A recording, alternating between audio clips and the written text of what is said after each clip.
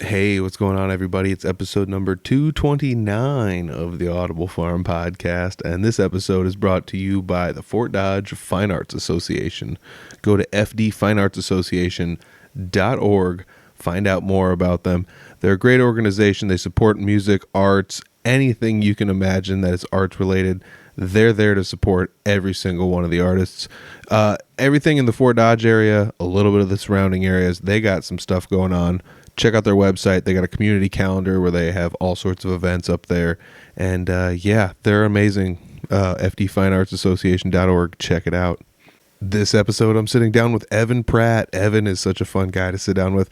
He's a youngster. I don't want to say he's new to playing music because he's been doing it for a little while, but he's out there in the scene now. And I remember, watching him, take his first steps in playing music, here and there around the Fort Dodge area. And it was really fun to watch him, go out there and start. And, we talk a lot about that, and we talk about his, adventures through trying to get his own PA and things like that. The stuff you need to do if you want to be a singer-songwriter that's out there playing shows. Not every venue has a PA. So we got a lot of stuff to talk about in this episode. It's going to be great. I hope you guys enjoy it. Check it out. Evan Pratt. It's the Audible Farm Podcast with your host, Peter Stockdale.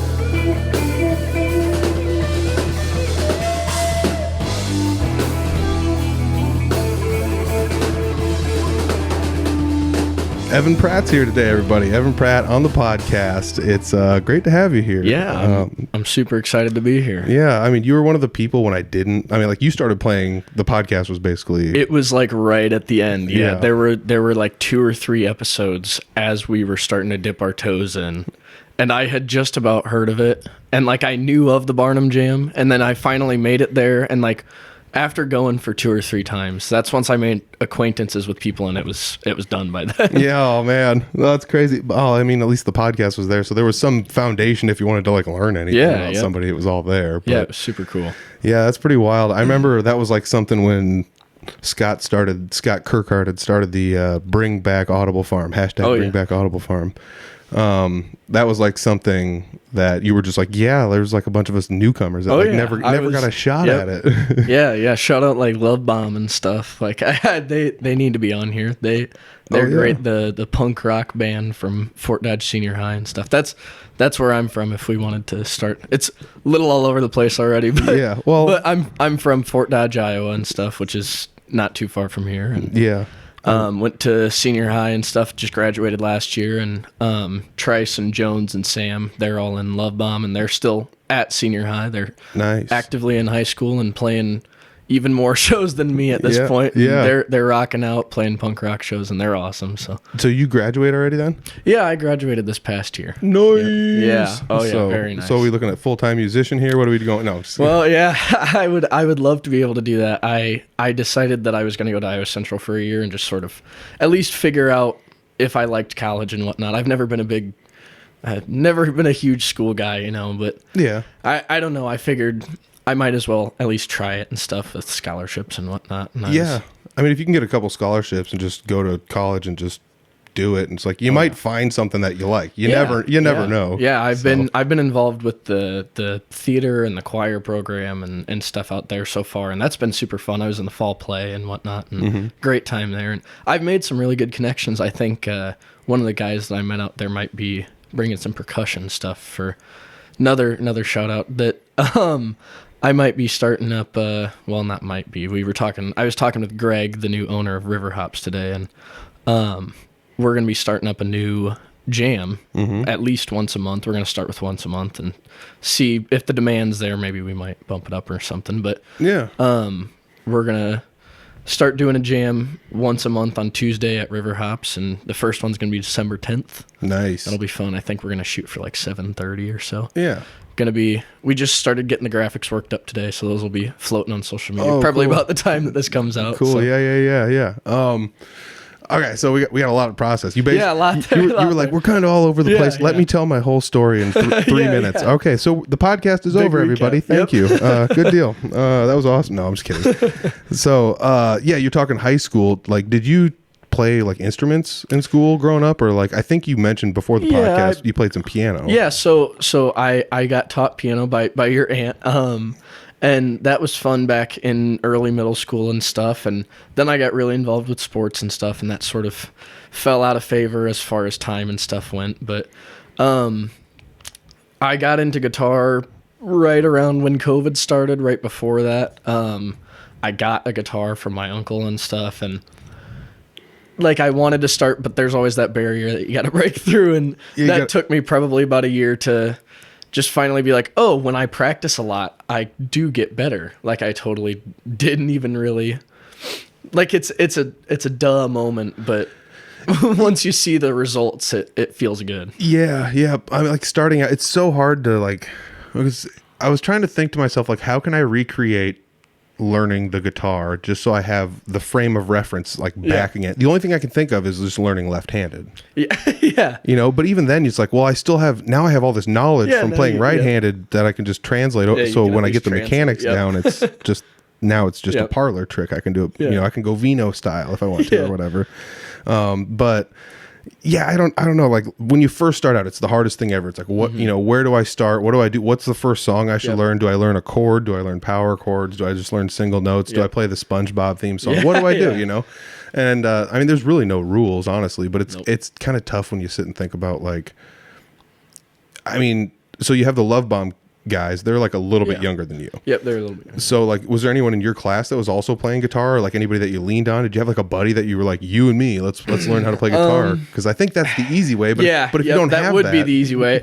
Yeah, I never really had that. No, I got into it, and the more I got into it and stuff, I was also involved with theater and stuff, and so I tried to kind of translate that the best I could. And I did have a couple of friends that were in the grade above me, who I was able to kind of talk with a lot, and we were able to play from time to time.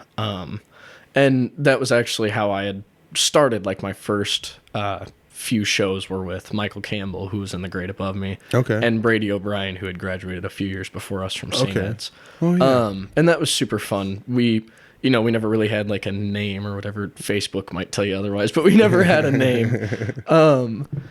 But it was just fun. We were three people who sort of enjoyed some of the same stuff, and we were able to mix our talents really well and stuff. And that definitely boosted that was probably like me and Michael opened for Jesse at Sneakers. And then like 3 months later, we played New Year's, and we were like, we're not ready to play New Year's, just the two of us. And so we got Brady O'Brien, who was like to us a professional at the time, you know, and because he had done all those Brady O'Brien live shows and stuff, and has his whole thing. And so it was like adding a professional, you know. We had a studio, we had a place to work and practice and stuff. And then we were able to kind of get it all work together and stuff. And it was a pretty fun show. I had too many guitars and the systems didn't work and stuff most of the time, but it was fun, and it was definitely a good starting point. I knew where I wanted to kind of build off of from there. Dude, like the first show is always a crazy one, because like I have played a couple solo shows. I think everyone kind of sort of has, you know, you kind of have to dip your toe in just to see what it's like or whatever, but it's like, yeah, I could play for a couple hours. It wouldn't, you know. You know, you sit in the basement. It's like, all right, I'll practice for an hour or so. And it's like, yeah, it's really not that hard. But then when you're like up there, you're like, yeah, this is actually, like, you book the show and you're like, I have to come up with 2 hours worth of crap to play. You know, like, what am I going to play? Am I going to play this stuff? And then you start to chisel out your set list a little bit, you know. So that was my first solo show was actually at River Hops. That's funny. That we're doing the jam and stuff there. So my first solo show was at River Hops after being in Barnum and stuff a few times and getting more comfortable playing. That's why I think that a jam is very important, is because people need to get comfortable playing in a more friendly environment before they go out and worry about getting paid and getting tipped and stuff. True, yeah. Especially like the jams are like, if you're at the right ones, it's almost like if you went to a church and played. Like no one at a church is going to be like, you were horrible. Like nobody's going to say that. So you go to a jam, it's people that are very encouraging, because we've all been in that place before, 100%. You know. And if they have any sort of criticism, it's always constructive criticism. Like it's great stuff to hear. Bingo. Yeah. And the Barnum Jam, like that was one where it's like you might be playing barely any covers. So you might have to like learn someone else's Yeah. stuff, or Yep. just learn to play on the fly a little bit, which might be out of your wheelhouse or whatever, Yeah. you know, depending on who you are and what you're doing. So yeah, I mean, it flexes a different muscle for sure to go to a jam, but it's also kind of nice to like, I remember you going to a handful of them and it's just like, play a song. Yeah, go for it. I don't, you know, whatever. It's, Yeah, we'll just figure it out. yeah. as we go. And Yep. so you play a song and it's just like, this is pretty good. Play another song, you know? Yeah. And then Yeah. eventually it's like the band falls off around you and you're doing solo stuff. And it's just like, just play another one. Yeah, You get just to keep going. Yeah, you've gotten your feet wet and now you're ready to go. Yeah, exactly. And I mean, that's kind of,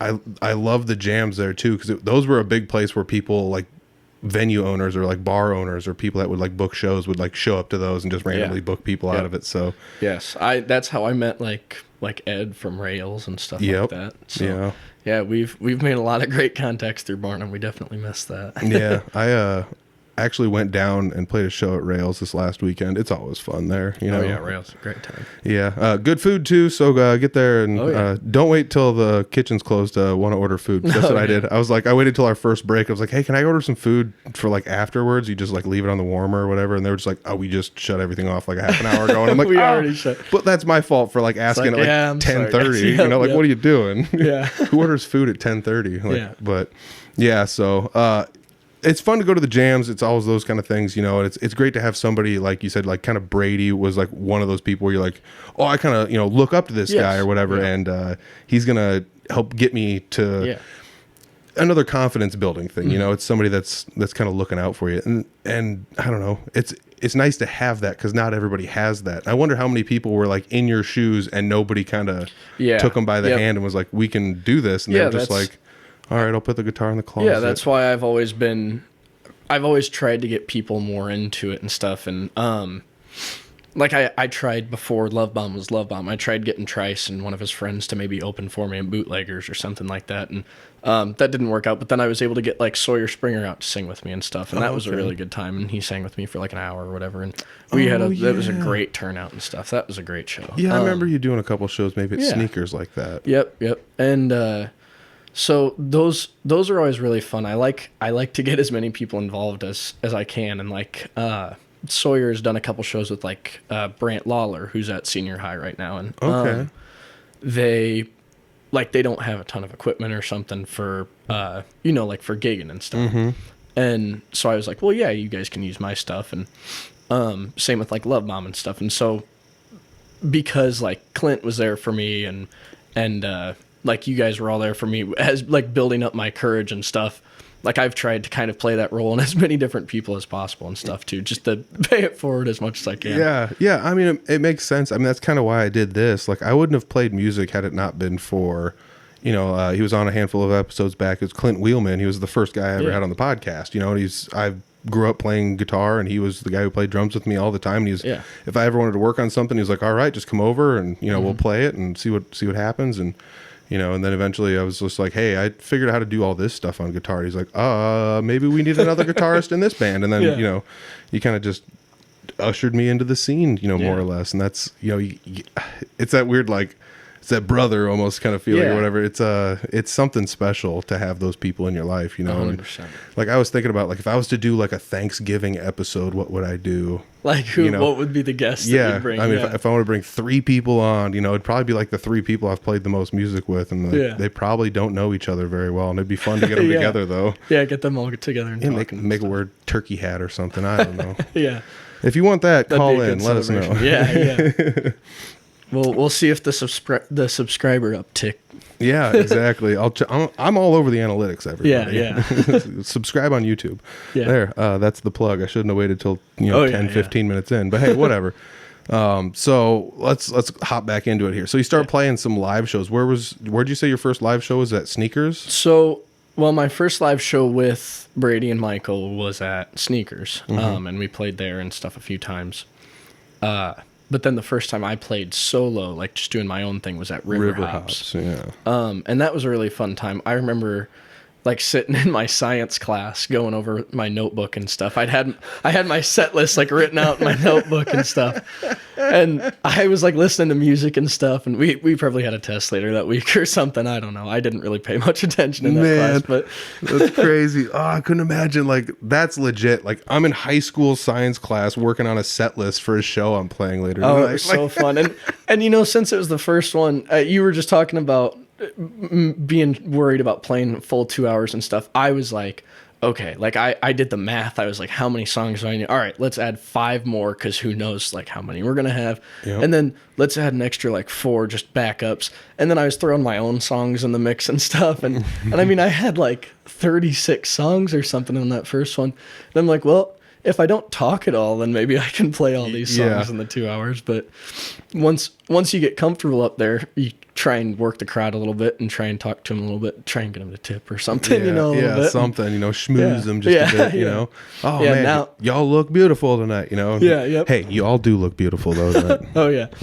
I like having, you know, stickers and stuff down there being like, hey, you know, if you guys want a sticker, maybe come up and leave a tip, and then you can take a sticker with you. And but back then it was just trying to schmooze them, just be like, hey, if you really like what I'm doing, the guitar case is open.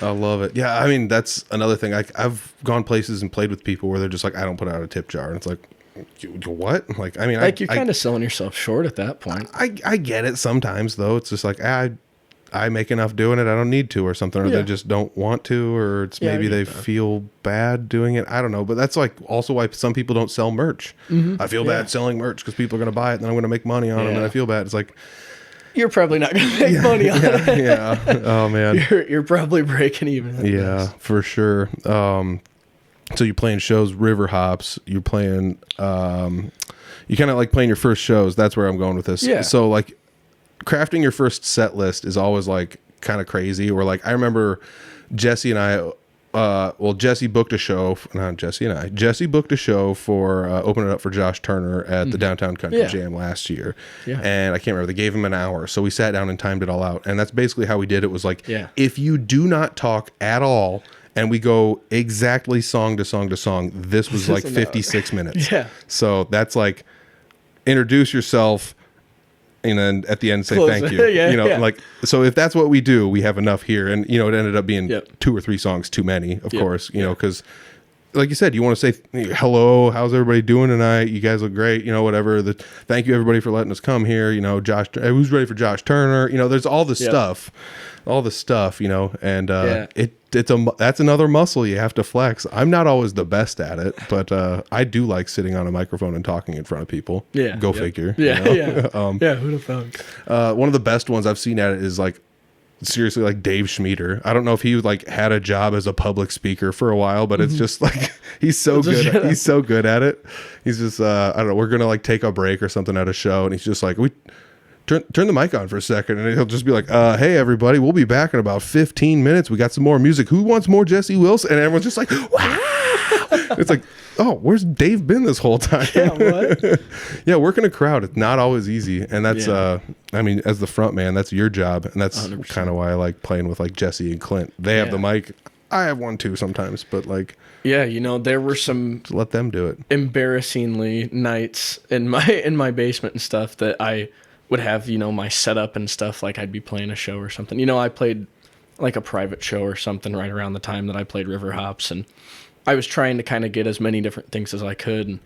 And because I hadn't really gotten familiar with the set and I wasn't sure what my setup wanted to be and stuff, and I had like a looper pedal, and I was like, do I want to bring a looper pedal? But I wasn't good enough to use the looper pedal and stuff.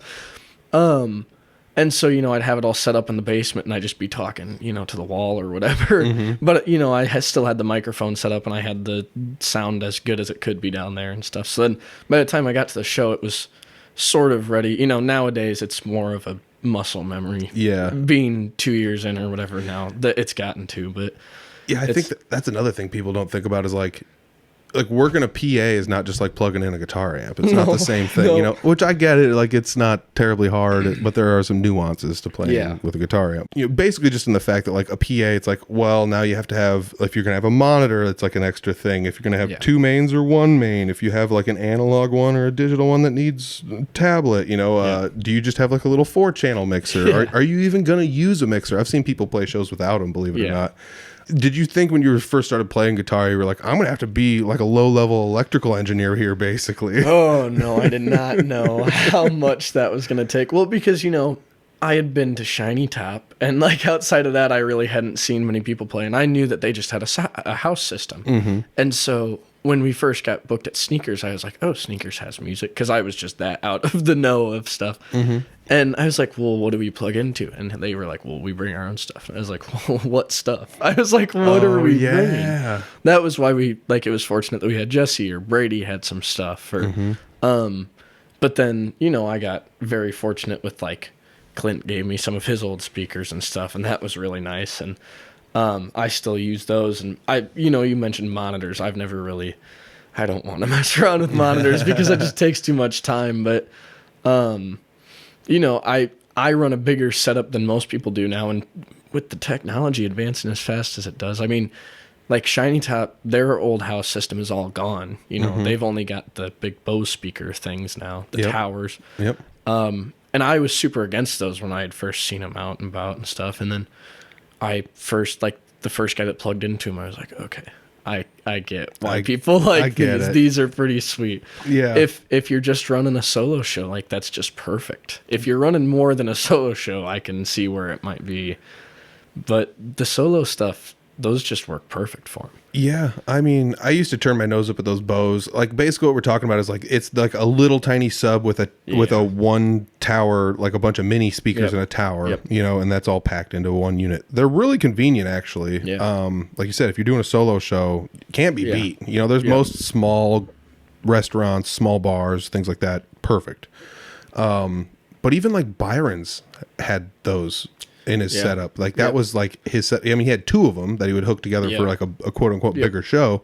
But honestly, for like what was there, if you're not trying to blast people away with really loud drum playing and, you know, your Marshall stack on 10 kind of deal, it's perfectly fine. They work perfect. Yeah. And, because I think Shiny Top has 2, right? They got one on either. So and there you go. And they're linked. It fills a room. No, it's awesome. And, you know, we only have them up to half volume or whatever. And Nate showed me one night after everyone cleared out. I was like, so, like, do you like these things? He was like, oh, yeah. And he was like, well, like, listen to this. And he, like, turned on his phone because it's just Bluetooth and stuff. And so he turns on his phone.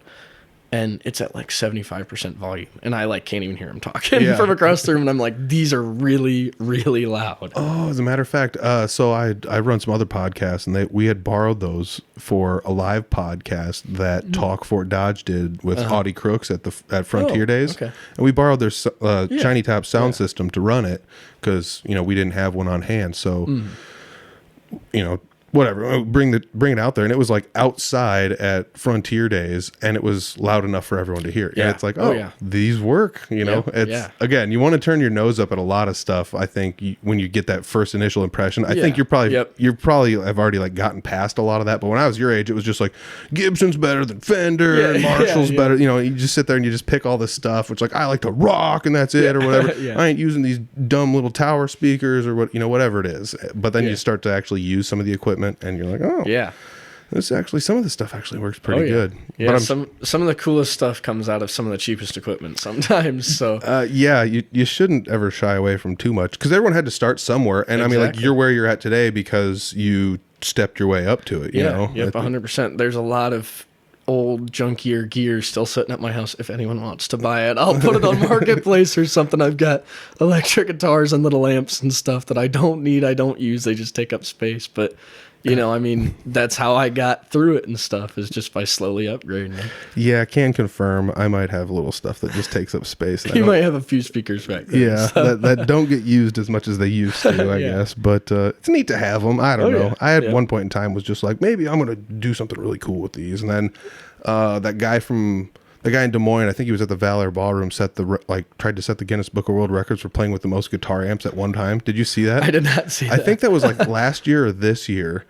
and I don't remember what the number was. It was like 130 or something. It's like, well, The entire stage and like half the floor was full of guitar amps, and we're talking like full stacks, Like big half amps. stacks, like little combo guys, little mini guys. It was just everything. yeah. I didn't go. I should have gone, but I did see some pictures of it. I need to look that up yeah. after we're done with this. We're gonna have to look that up for sure. But yeah, I mean that's just kind of the fun thing I think about growing though too, is you actually may gain some preferences, because I mean, like I have a preference for PV guitar stuff. Yeah, you know, like I play a PV guitar, a PV amp.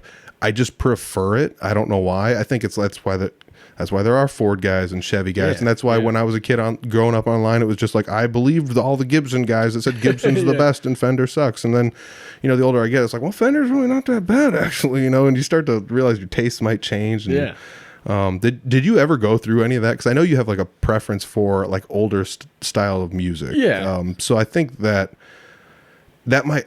makes you like more open-minded, maybe in a sense. Nowadays it does, but it wasn't originally. Okay, so like, what were your favorite kinds of music growing up? Let me ask you that. Oh, growing up, I mean, you don't have to be like when I was 8 years old. Yeah, like, you know, well, whatever, I mean, you know, my parents listened to a lot of different stuff, but you know, I would say if I were to completely mainstream it, like my mom's side of the family, I listened to a lot of country, not like new country, a lot of older country, you know, 50s through 2000s or so. And then the other side of my family, my dad's parents listened to like a lot of 70s stuff, and that's kind of a lot of what I listen to now. That's some of my favorite stuff. But you know, there were different things that overlap between like the grandparents, you know, like there were a lot of 60s songs that they both like. So like when they're at shows, I like to play some stuff like that. I like having a wide music taste now, and I like having the knowledge that I do now. But like when I first started, I definitely wanted to be like, I only want to use vintage equipment. You know, I want to do everything on analog. I want to own a 1969 Gibson folk singer or whatever and chill out $4,000 for that or whatever. And it's like, it's just another acoustic guitar at this point in time. Yeah. You know? My $300 Alvarez was perfect. You know, that was 100%. I bought like the guitar I use, the acoustic I use everywhere, I just bought used. It was like, I found it on Craigslist. That's how long I've had it. But like, a lady was just like, bought this for my son, took 2 lessons, doesn't want it anymore. And it's like, I'll buy it, you know. And I just bought it because it looked neat, and I didn't have an acoustic. And now it's like the only acoustic I have, and I've gone shopping with money in pocket like multiple times, ready to buy them. I mean, like I'll make a budget where it's like I would spend $1,000 if I found a really nice one I liked, you know. It's got to strike you. But every time I go somewhere, I'm like, I can't do this one. I can't do that one. I can't, you know. And then you're just like, I like this one. You pick it up and you play it. Like it doesn't have the sound I want. It's like the neck is just a little bit thicker or wider or something like that. Or maybe if I change the strings, well, if I don't like it here, then maybe I don't want to try and change the strings. And you know, I mean, that's why I was big on the pawn shops and stuff. And that's where I got my first 2 acoustic guitars. Those were both Fenders.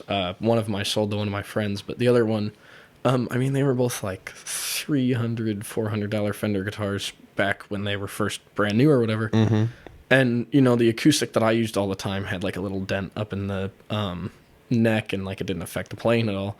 But it was like $100 because of that. And I was like, holy shit. I'm going to buy this right now. No kidding. It's like, I got to get this. And so I bought that. And then, you know, like 6 months later or whatever, I walked in and there was this all black guitar. And I was like, that's a really pretty guitar. And I was like, I mean, I have a little bit of money. And I was like, it has kind of been my dream to have like a Johnny Cash looking guitar. And I was really glad that I bought that one. That's a really nice guitar. I've kept that one. I mean, that's the thing though, like the gear game, you can always sell it if you don't like it, you know, and make most of your money back almost every time, especially if you're buying used. That's what I was just about to say. That's why I like buying used. You know, you spend $50, $60 one time on some new strings or some polish or something like that, and you clean up the guitar and wipe all the dust off of it, and you put a new set of strings, maybe some new pegs in it or something. I had to put a new whatever the white thing is on it.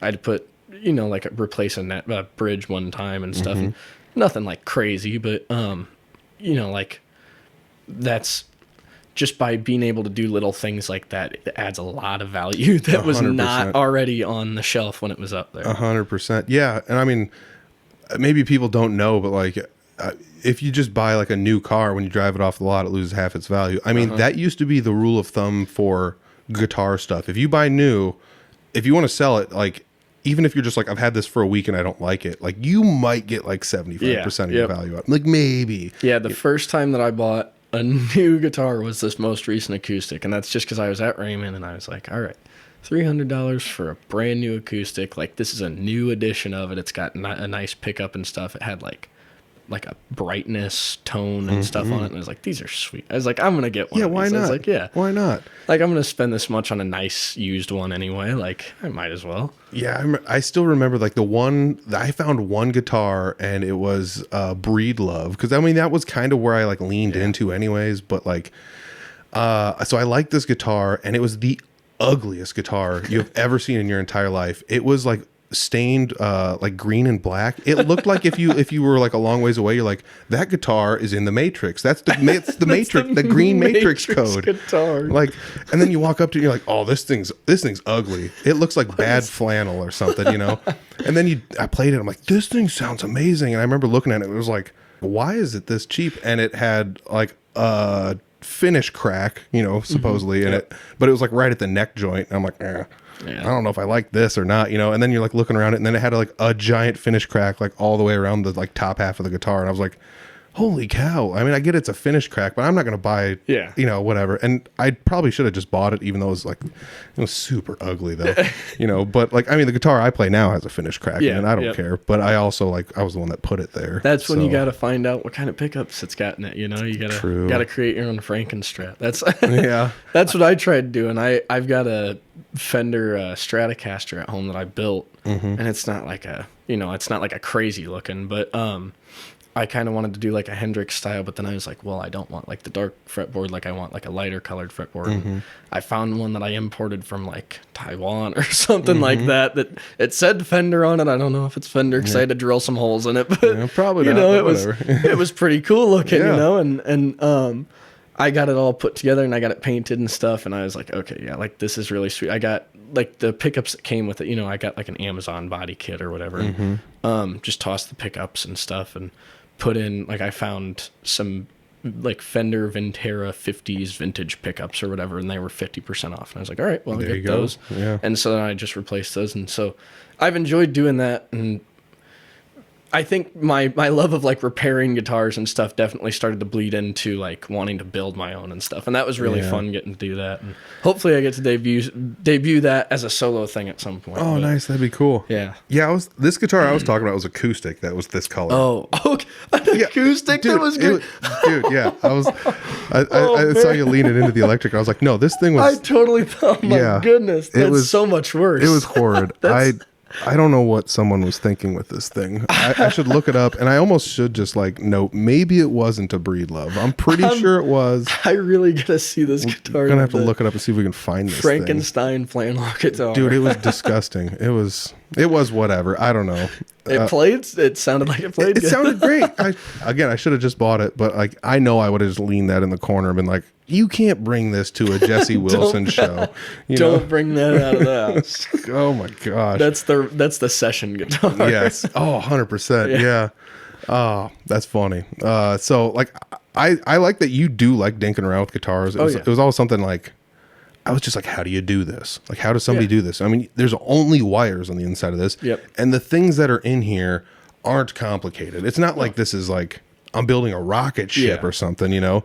Plus, like, if you're going to dink around with a guitar, like, you can open the back of a guitar up if it's unplugged and just, like, lick everything inside of it and you won't get electrocuted at all. So, like, I like that, too. Yeah, that's great. That's you don't nice get aspect. shocked by it at all. Yeah, I've only opened up a few amps to do basic things that I know won't kill me, and that's it. Otherwise, I don't have an electrical degree. So I don't know. I've burnt myself with a soldering gun a couple of times, I suppose. That's not so bad. Outside of that, I've never gotten to her. Yeah. Yeah, I mean, one of the first guitars I ever did, like I put online, I did a video of me fixing them up, and I kind of started doing that for a while with Audible Farm. Was like, oh, I painted this guitar, I put new whatever in this guitar. Like I fixed like a smashed acoustic once and just like pieced it all, found all the bracing, and Was that Clint's? Yeah, don't hate me, everybody. It's not how you're supposed to do it. And I said that a million times in the video, but people are like, this guy sucks. And it's just like, yeah, I know. It's like, all right, man. Yeah, I mean, but this is not. I'm not a luthier. This is not how you're supposed to do it. It still works though, right? That does. Guitar still yes, works. Yeah. Shout out to Clint Riedel. The shirt and the hat. Yeah. I'm wearing the hat. It's fun. It's we didn't plan this. Yeah. I'm just glad I didn't wear that shirt. I wore it. I wore it last weekend for a show. So, yeah, I mean, dinking with guitars and stuff. It's a funny thing. Kind of like you said you had a looper, so like buying pedals is kind of a funny thing too. Like, once you start doing it, you kind of be like, I don't need a vintage TS-808 to sound like Stevie Ray Vaughan, or whatever it is. You can sound like him with whatever. Yeah, and, definitely. The best thing with fixing guitars, with looking up pedals, with looking up guitars, anything like that, like look it up. It's on YouTube somewhere. Like with any pedal that I've gotten, there are definitely some pedals that I've been thinking about or something that I was like, oh, I should buy this. And then I looked it up and I'm like, ooh, that's not what I thought that was going to do. Mm-hmm. I was on the fence for a long time about, like, I wanted a phaser really bad because I play a Telecaster a lot. Mm-hmm. And so that just goes hand in hand. Yeah. But I didn't know what kind of phaser I wanted. And I'm like, oh, I want the vintage one. But the vintage one's way more expensive than, like, the new one. But the new one doesn't do exactly what I want. Mm-hmm. But then I found the EVH one is, it's the one in the between. And I'm like, well, I got to get that one. I was going to say that. That's so smart. That's a great one. Yeah. And that's, again, you got to just look the stuff up because, like, you can spend $100 on the regular one, or like whatever, 200 on the vintage one, or you can go like 160 on a brand new EVH one, or whatever it was at the time. Or if it's on sale or something, I got mine for like 115 or something like that. And used market for pedals. Oh yeah, that's always great. There's a lot of people buying and selling pedals. It's a tough market to ride around because the JHS channel on YouTube and all that other stuff, they like to feature pedals that are kind of people look down on, and then all of a sudden, like, oh, this pedal that was like $20 on eBay forever is now like $200 for no reason, just because some guy plugged it and stuff. That's why like Marketplace and stuff is great, because like I was about to buy a wah off Marketplace a couple different times, because you can find wah pedals are usually about $100 or so, and on there you'll find them for $50 to $70, and it's like, okay, well, I'll drive 20 minutes or whatever to go get one. But I always wanted to plan, like, I had some relatives down in Des Moines, and there was only one time that I went down to Des Moines to get a piece of gear, and I don't regret it, but I do need to sell that guitar because it's kind of below what I need now. But it was like it's more of a starter guitar, and but it said like it was like an early style of Wolfgang guitar, and it was like from this other brand before he signed whatever with Gibson or whatever, that they do the Wolfgang guitars now. And he was with PV before that. Yeah. And before that he was with Music Man. Yeah. This is like, oh man, I want to say Kramer before that. Yeah, I don't know. It was something, and I got it, and it's like, it played good and stuff, but then like I had a Jackson guitar that I'd had worked on and stuff, and I finally got that back, and I'm like, okay, this does the same thing that this does. I'm like, these sound the exact same, except this one like hums a little more. This one, it's a little harder to switch between the pickups. I'm like, these are kind of pointless to have around. Yeah, I mean, that's the tough thing about. Okay, so when there used to be music shops, it was great. You could go to a music shop, you could try all the gear out, anything you wanted to, but you were also limited to whatever was in the music shop. Yep. So, like, if the music shop didn't want to carry Gibsons, or didn't have an agreement with Fender or Washburn, or you name it, or whatever their upcharge was. It wouldn't, and that's the other thing, is the upcharge. Yeah. I mean, that'd be such a hard market. Your only time you'd make money would be like lessons. And like on the off chance somebody might buy a guitar. There's a lot of shops and stuff that I go to, that I stop in down in Des Moines and stuff, where I'm like, man, like, I really want to buy here, but like I can get it for $20 cheaper online or through Marketplace or whatever like that, or I'm just gonna wait off on this or something, or I'm like, oh well, should I get a brand new case and like a couple new wires or something like that, and I'm like, well, if I get it from Amazon and I'm going to save me $60 or whatever. And it's like, I kind of want to support these guys, but I don't really have $60 extra to spend. And I mean, that is the benefit though of those shops, is they can do wiggle room. So I do recall hearing stories about like people, and I've never done this, because again, I don't buy a whole lot of new stuff, So they'd go into like I'm not going to name any names. They go into a guitar shop and they're like, I want this guitar, but I don't want to pay this much. Yeah. And the person's just like, if you pay this much, I will throw in just like a soft gig bag for free. Yeah. You know, granted, the gig bag's probably only like Yeah, $50 on the store- shelf yeah, or the whatever. store eats nothing. They but- probably paid $25 for it or whatever it Yeah. is, 30, whatever. I don't know what markups are anymore. But, yeah. I would just assume double, but I don't know. So like Yeah. they eat a little bit of it just to get, you know, the guitar sold, and that's everybody's happy, you know. Yeah, and that's yep. the thing where like if you go on Amazon, you can't just be like, well, Amazon, come on, I bought a thingy last Yeah. week, you know, or I was thinking about, but can you cut me a Yeah. deal on that? And they're like, no, you get Yeah, free like, shipping, that's exactly and that's how it. it is. Yep. You know, so that is the bad part about Yep, it. 100%. Plus, like if you do the marketplace route, it's like, all right, so I drove to Boone. I'm in a Walmart parking lot, and a guy brought a bass guitar, and there's no amps here to play into. Do I buy this thing? That guitar that I bought, I parked behind a strip mall that was like 5 blocks away from like the Drake Diner and stuff. Oh, yeah. And like I enjoy the Drake Diner, but I do too. In daylight. I was like, man, the sun's kind of getting low. I don't know where this guy's coming from. I don't know if he's got a car. Like, I just told him I'm here. The parking lot's empty. I'm like, I don't know what's going on. And like, he walks from like a few houses down, and he's got the guitar in the gig case and stuff, and walks up and hands it to me, and I'm like looking at it, and I'm like, looks good. Yep. Like, I don't know what to say. All right, here's the money, I guess. Yep. Like, I'm going to buy it sight unseen, I suppose. Yep. Oh my gosh. Yeah, I remember being your age and going into the Drake neighborhood a few times, and just being like, "Uh-oh, I don't know what I'm doing over here," you know. But I mean, there was like a pizza place over there somewhere that was really good. I remember. But yeah, like buying gear like that's always rough too, because you're just like, while you're driving to it, you're like, all right, I'm going to ask this, I'm going to ask this. I've got, you know, money in one pocket and some more in the other, just in Yeah. case. I'm going to be like, oh, can I just get it for 200? And they're like, no, Yeah. I want 3. And you're like, okay, here's the other money. Yeah, Like, yep. or whatever it is, you know, you're doing the whole thing, and then you get there and you're just like, yeah, I guess it looks good, dude. Yep, sounds good. Yep. There you go. Yeah. See you later.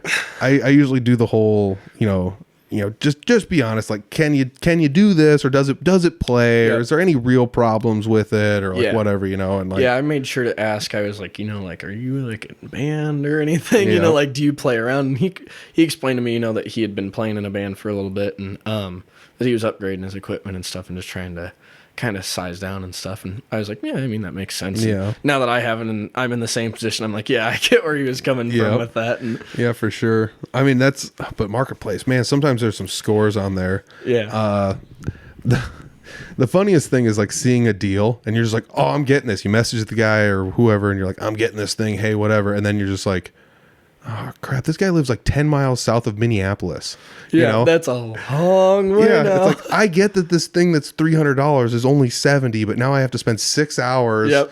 and like a half a And tank of that's- gas I at was supposed least. to say $50 in gas or whatever, you know. And, oh. So like, all right, there. I mean, if my time was worth anything, this is no longer a deal. Yeah, you know, yep. so rough, but still, Yeah. the gear market's a fun one to play. It's unfortunately like you probably haven't looked at it.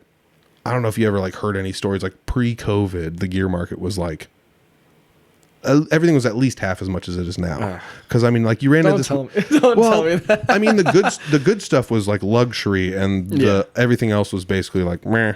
You Yeah. know, Yep. every guitar that was used was $300 to $500. Yep. Whatever, didn't matter almost how much you paid for it. You know, it was just a weird time.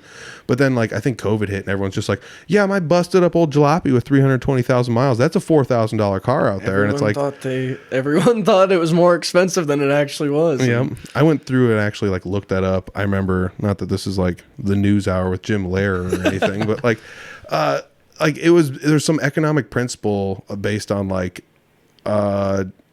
how much people are it's something that has to do with like inflation and cost of living having some sort of like intricacy, and if they act a certain way, then it usually creates a thing where people's assets are overvalued, and that's just kind of basically what happened.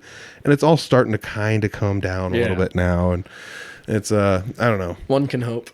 Yeah, I mean, it's not as bad as it used to be, I don't think. There's still weird swings, though. I just hate it when people get online and they're like, I played one of these guitars, and all of a sudden, like, those guitars are $1 million, and it's like, I liked those, though. And Yeah, I was gonna get one, and Yeah. now I can't, you know. Yep. It's like, well, never mind, I Oh, guess. man. All right, well, we're getting, we got like 45 minutes in here, something like that. I don't know. I haven't really been keeping the tightest time, but I do want to bring the jam up again. Yeah. You went to a bunch of jams. You've been to like more than just the Barnum Jam. Let's also say that. But what made you want to start a jam night? Let me ask you that. Well, like I said, I think it's just a very important thing to have in a community in general, but especially in a community like ours that, you guys have talked about it on the podcast with the FDT episodes. And I mean, with Kirkhart and with Clint and stuff, that like everyone says, like we have such a rich community around here, whether it's just in Fort Dodge or in all the areas and stuff. And especially in a community like this, we need a place where we can sort of congregate every once in a while and stuff. And, we get it with the Third Thursday Eagle and stuff, and everyone really enjoys that. And we just, got back into those and stuff. But I know that Barnum was a big thing and people really liked that. And, Clint and I have talked about it before that, like, that has just left a big hole. And I always wanted to take that over, but Barnum's just sort of enough out of the way with me living in Fort Dodge and stuff. Well, yeah, I mean, you'd have to drag a PA there every time, or buy a second one and leave it there. Yeah, and it was easier when Clint could walk down the boardwalk of the junkyard. Exactly. And so I sort of had just been brainstorming and stuff, and I talked with Love Bomb and stuff, and we just needed a venue. And when River Hops changed owners, I was one of the first people that played there and got in contact with Greg, and they've been great and stuff, and they're awesome, and I really enjoy working with them. And I'm really excited for, like I said, we're going to be doing hopefully one Tuesday a month at least. If not, I mean, if the demand's high enough, maybe we'll bump it up to 2 or whatever. But we're going to shoot for like the second Tuesday of every month. And yeah, just everyone hang out down at River Hops. It's not going to be like a full jam. Like Barnum was. There was a big space, big enough for a drum set and stuff, and yeah, that's just not really feasible in River Hops. You could maybe cram one in there, but it gets kind of loud and stuff. Yeah, you'd have to clear it half. Like at least a couple tables to get all that 100%. In there in the corner. Yeah. Yeah, and so I sort of was like, well, what if we had more of a laid back vibe? And so I've got like a guy that I know out at the college who does like percussion and stuff, and so he might have like a percussion box, and I've got like a bass and some acoustic guitars, and I'm like, well, maybe get 2 acoustic guitars, a bass, 3 mics, and a percussion box or something. That doesn't get too crowded up there, and you get a full sound and stuff, and it's kind of a MTV Unplugged sort of a sound, and I think that would add, I think that people stripping down their sound can definitely add a sort of cool layer to some of it for a lot of people, I myself included. I love acoustic covers and stuff like that, and I've always wanted to do something like that, more of a strip down. And when I talked with Greg about the idea of a jam, I talked with some people, Vino and Ober and people like that, and they were all like, a jam seems like a good idea, but that might be better for like a more of an open mic type of deal, instead of having like a full band and stuff in there. And so the more I thought about it, I'm like, yeah, that would probably be better. And so it is going to be, an open mic. It's not like there'll be percussion, there'll be bass and guitars and whatever. But, Ober said that when they did koozies, there were rappers that came in and plugged in their phone to play and stuff, and we'll have stuff for that. And if people want to do poetry, I've gone to a open mic up in Wisconsin one time, and people read some really good poetry and stories and short stories and stuff. And oh my gosh, so just short stories are some of the funnest. Yeah, so just a showcase of talents and stuff, amateur comedians or whatever, anything. I think that we just want to see a turnout of not only kind of just the community that we have through the jams and stuff like that, but also the community that doesn't necessarily always get that stuff. And that sort of has been an open hole that I don't feel like has been filled quite yet. So yeah, this is going to sound weird. I do know, I mean, Late Street obviously, but I do know Fort Dodge has some sort of rapper people that are there, and they just don't really have a venue, and that might be just the place they need to go to, once a month bust out a song, or whatever. I fully encourage it. I love every single genre of music. You can look at my Spotify. I've got 6,000 songs or whatever. I listen to everything, and I would love to see a variety of talents, because that's what, makes the night enjoyable and stuff. I remember the second night that I went to a Barnum Jam, I don't remember what his name was, but a guy went up and he was with his friends or whatever, and he sang like 2 songs just in total Spanish, and I was like, this is awesome. Oh yeah. I was like, this is great. Sydney McField. Is that right? Sydney McField? I think so. I think Yeah, that's who it is. Yeah. I like that just blew me away. I'm like, this is so cool. You know, I didn't mention earlier. You know, I run sound at Shiny Top, and that's just a quick. I'm not gonna get too into that, but I run sound there, and when you run sound there, you know, you see a lot of the same acoustic guy with a guitar and singing into the mic. You know, maybe you get a harmonica, maybe you get a kick or something. Mm-hmm. You know, you'll get an occasional female singer doing the same thing with an acoustic guitar and stuff, and it sort of starts to blur together and stuff. And so seeing variety and stuff and getting those people kind of more of a platform and stuff would be really cool. I think that would be a really neat thing to be able to showcase. Dude, I agree. And you bring up a good point, because I mean, like, I always think, like, how do people not know, you know, who Jeremy Ober is, who Clint Riedel is, who Jesse is, who Scott is, who you know, who you are, who Evan Pratt is. And it's just like, maybe to the layman that does not, you know, particularly seek out music, because there are people that aren't, they just don't go out and watch music, or maybe they stay at home and watch whatever, you know, and so, like, maybe to them it all kind of blends together a little bit, you know. And I get that to an extent, because I mean, I don't want to say like that's where the new country scene is with me, because I cannot tell people apart the new country scene. Like, it's just it's first name. That's everybody in new country is first name. It's just like, my name is like Steve Bob, and that's like everyone's name is like, you know, you know, Luke Bryan, and, you know, whatever, you just, you know, you know, Luke Aldine or whatever, you know, that's, I think I was that's a Clint Riedel lyric, I believe. But yeah, I think that might be a good idea to do that, because I mean, maybe people think, this might sound weird, maybe the musicians in the area think that the jam nights that are that way, it's too monotone. It's always the same. It's always the same 30 or 40 people at all the jam nights, and maybe there's that's not a place for the rappers. That's not a place for the R&B people, or, you know, that's not a place for somebody with a cajon. You know, but it's like, well, guess what? Now there's a place for somebody. Yeah, and we'll, like I said, you know, we'll have. I'd like to have 3 microphones ideally. And so I don't know, you know, if we get someone who knows how to improv with a trumpet or a flute or something, you know, like bring anything down. We'll get you mic'd up. We'll get it figured out. I would love to have a crazy sound, you know. That would be awesome. That'd be cool. And that's the thing. I think fiddle. I used to call them basement jammers. I think those people forget how good they get, because they don't, all they're doing is comparing themselves to somebody who's better on YouTube, and you're not comparing yourself to like your peers out in public, which again, maybe some of that's also they haven't flexed the muscle to go out and play in public. But like, yeah, if you can get those people out and about at a place and just, you know, hey, get out here and wail something out, see what you can do. Yeah, we want to get as many people in there as possible, and want to showcase as much talent as possible. I think that'll be a really fun time. I'm really excited for that. When did you say the first jam there was? We're going to do December 10th for the first one. It's a Tuesday, in spirit of the Barnum jams. So yeah, that'll be fun. That's fun. Tuesday jams, gonna be a thing in some capacity. Open capacity. Yeah, open mic. Open mic night. Yep. But and maybe that's where, you know, people might not understand what the difference is. Like, the jams, every jam is a little bit different. The one in Barnum was kind of lawless. Yeah. If you want to get up and play, you can. If you want to sing, you can.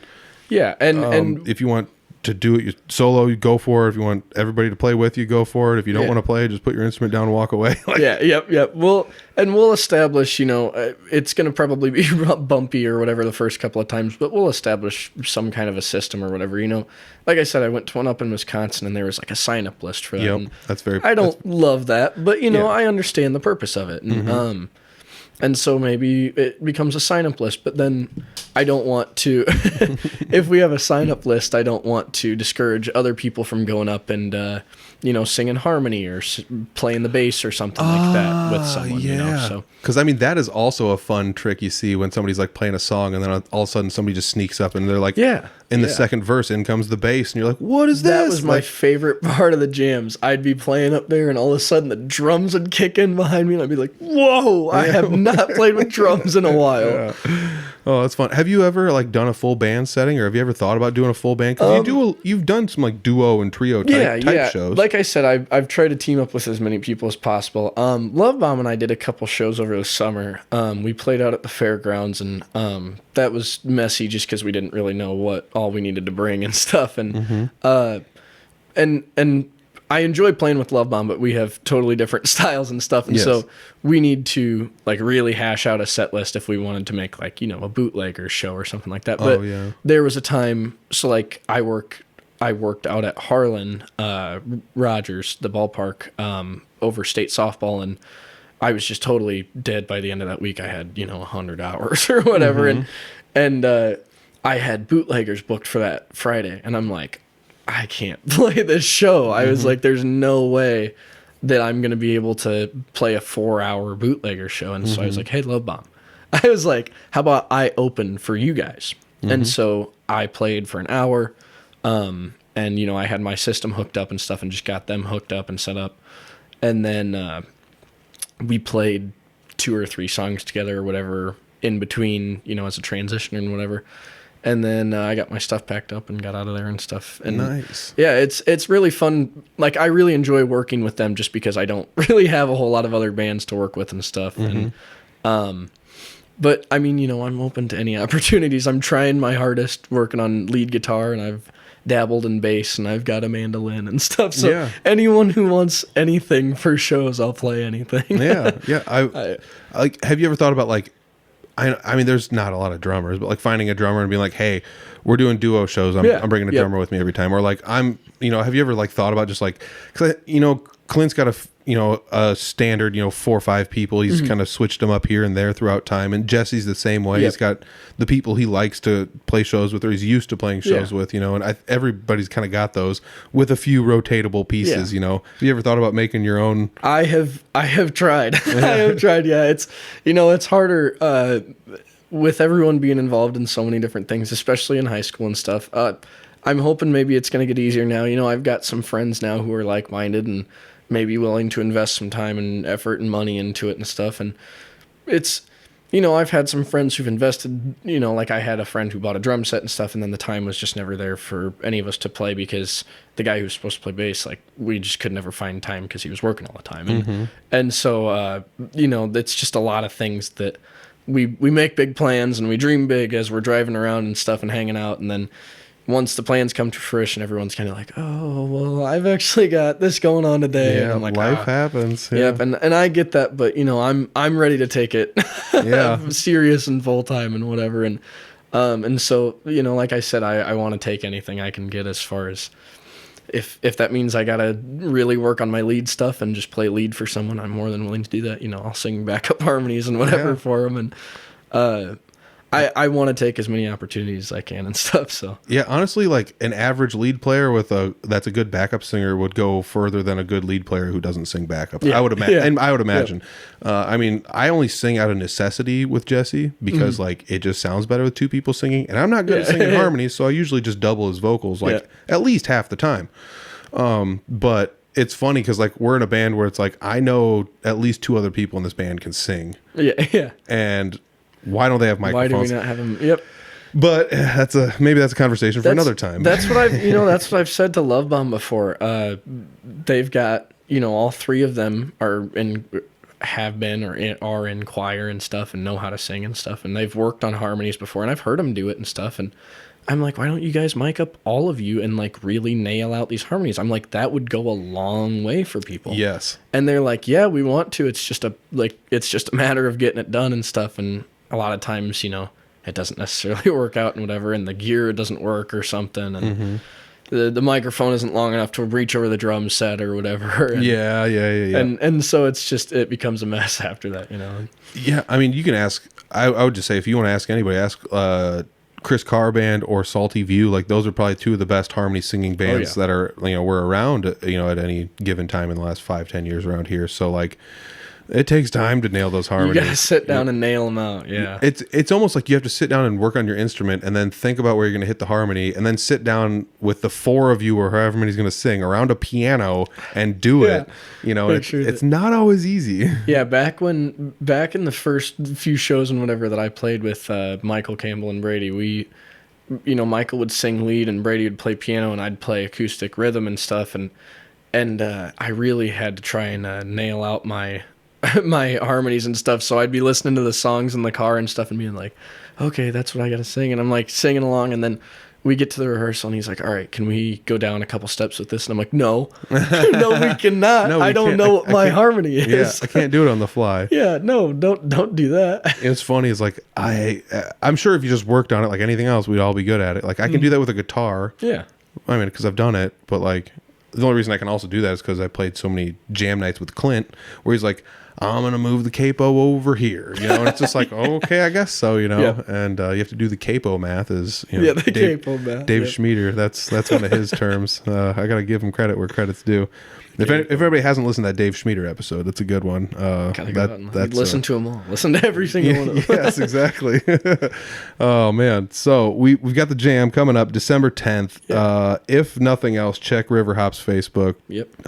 Evan, you're probably gonna post it on your Facebook, I assume. We'll hopefully blast it, get it on the fine arts and stuff. Hopefully, I think there's probably a way to get it on the radio or something. So I'd like to get it to as many outlets as possible. Like I said, I want it to be a widespread thing. I'd like for there to be a pretty good turnout and stuff. So. Yeah, I mean, you said you were making a graphic, so you're gonna make a graphic, make a poster, hang it in the window of River Hop so people walking by can see what's going on. Yeah. You're on social media for sure, Facebook at least, because that's where I'm on most of the time. I think you have an Instagram as well. Yep, I've got an Instagram. I'm not overly active on the Instagram. I have 2 Instagrams. So there's the music one and then there's the personal one. I don't do much with the music one. I try and post. Most of the stuff that I post is like through TikTok. But I don't know. I'm trying to get better about that. I need to be better about social media. It's just everyone knows social media is just a loaded.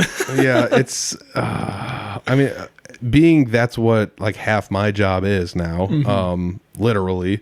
It's very important to stay up to date, be consistent, post things, doesn't matter what they are almost, but you got to post stuff. But at the same time, none of us signed up to be content creators. And I don't want to be a content creator. I remember the conversation you and Clint had a few episodes where you were talking about, you want to make a post every time that you have a show, but you also want the weekly post on Monday, so then that's 4 posts. But then if you see a friend or a buddy or whatever, then that's another post, and so then you're up to all those. And Clint was like, yeah, and I just was lucky to be a guy playing a guitar in a bar, and I was like, that's how I feel.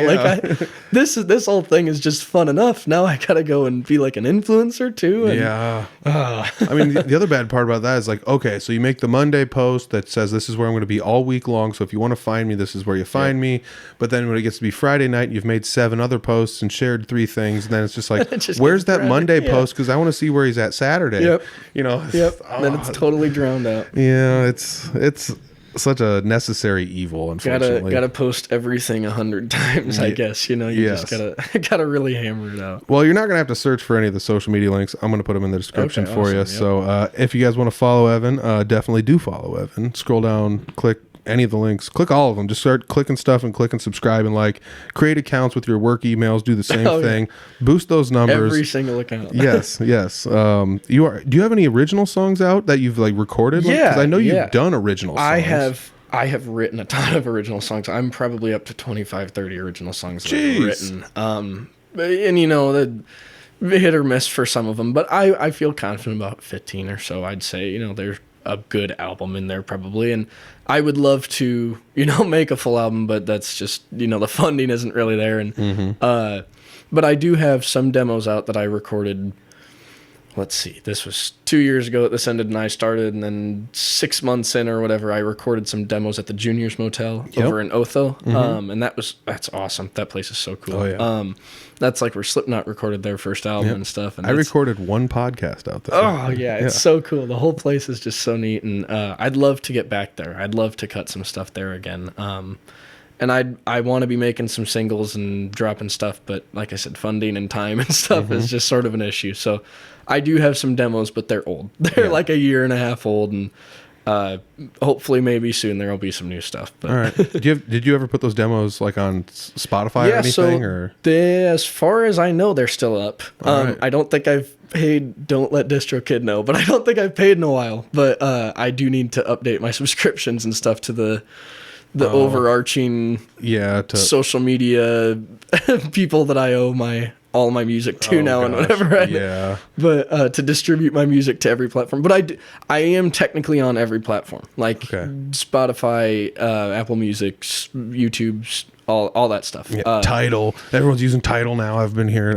That's new to me. Yeah, I don't know. Yeah, so I think I should be everywhere. All right. Last I checked. All right. Well, I'm definitely going to post the social media down below. I don't normally post like Spotify links and stuff because I don't know what everybody uses to listen to stuff. It could be Apple.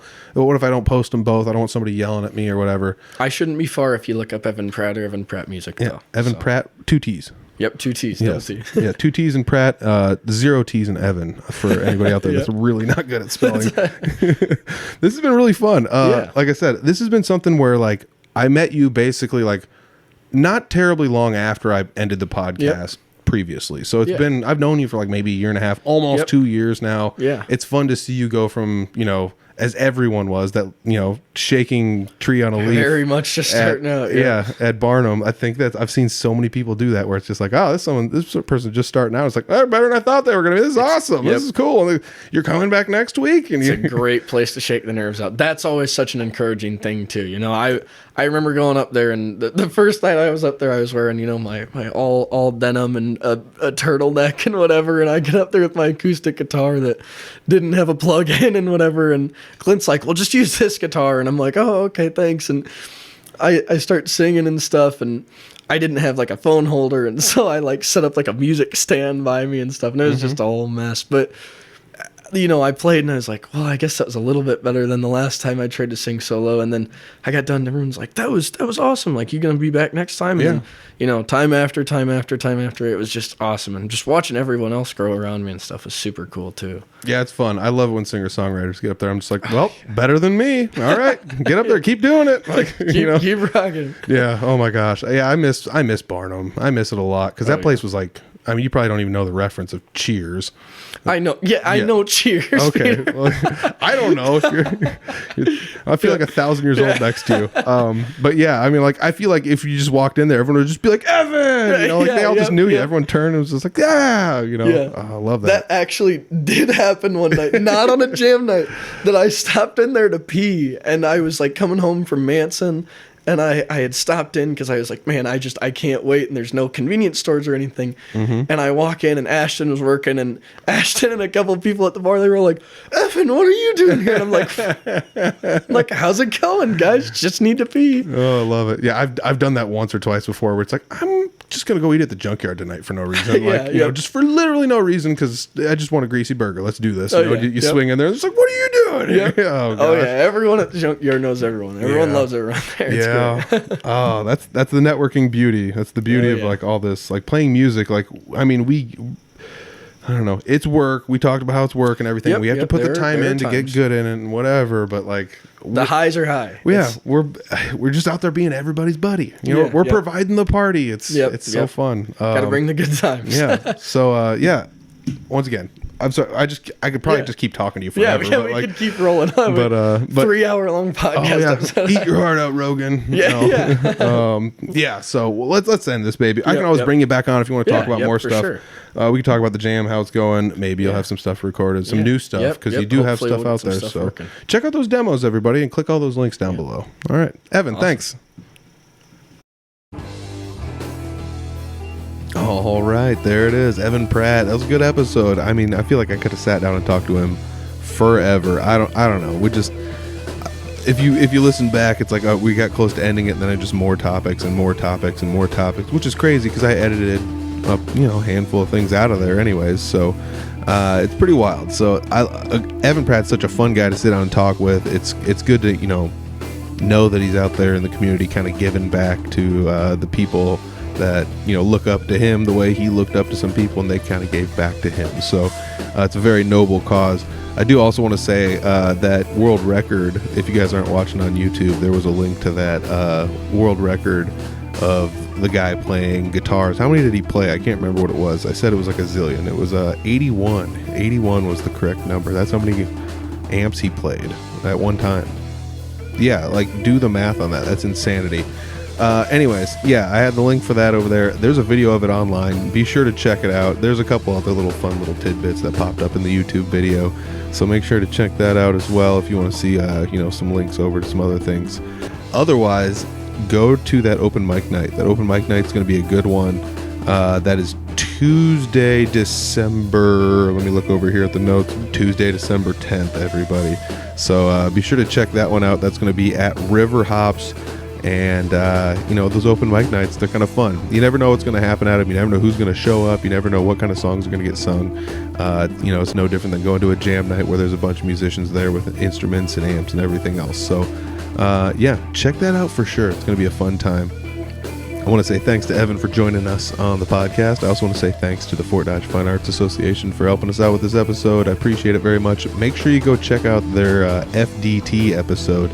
Let's see here. I believe as this episode releases, it's coming out tomorrow, everybody. Oh, holy cow. It's going to be a good one. I think the FDT episode we had was probably the best backdrop I've had in a podcast, in the video version of a podcast. It's not hard to beat since, some of them are, just wherever I can stack, a little tripod. But that was a fun one. That was a great one. We're in Phillips Auditorium. So make sure you check that one out. It's going to be a really good one. Go to their YouTube channel. Check out all their stuff over there on their YouTubes and everything else. That's about it. Otherwise, subscribe, like, comment, share. Let everybody know that Audible Farm's back. There's a lot of new people I'm still trying to get in touch with. It's not always easy, but let's do this. I'm slowly messaging everyone back. I promise I am. I'm a handful of episodes ahead. I'm like pre-recording things, which makes it a little weird and awkward to try to organize it by what's going to be happening on what dates. But that's kind of how I'm going to try and do this from now on, is keep everything a little bit pre-recorded so I can stay a little bit ahead of my schedule. So if you want to be on the podcast, just hit me up. Otherwise, audiblefarm.com for everything. Like, subscribe, share. We'll see you next time. Peace.